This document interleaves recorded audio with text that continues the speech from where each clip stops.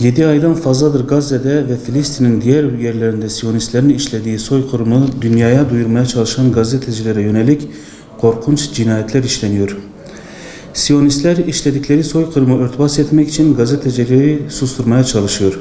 Ne yazık ki başta Batı dünyası olmak üzere basın özgürlüğünden dem vuran çevreler bu cinayetler karşısında derin bir sessizlik içerisindedirler.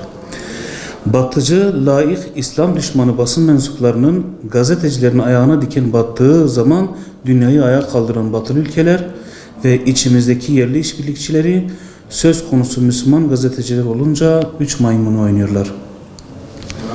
Basın özgürlüğü, insan hakları gibi değerleri önemsemiyorlar.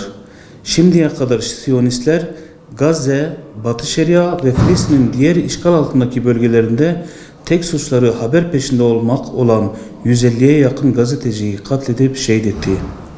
Bu durum Batı dünyasının ve yerli işbirlikçilerinin basın özgürlüğü konusunda samimi olmadıklarını bir kez daha ortaya çıkarmıştır.